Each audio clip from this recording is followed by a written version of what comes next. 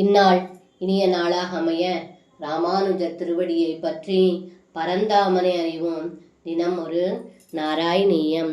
பகவத்வாச்சம் ஸ்ருத்வா பகுமதியுதாஸ்தேபி பசுபான த்விஜேந்திரானர்ச்சந்தோ பலிமதத்ருச்சைஷிதிபృధே व्यदुप्रादक्षिण्यं सुभृसमनमन्नादरयुदास् त्वमादशैलात्मा பலிமகிலமாபீரபுரதஹ.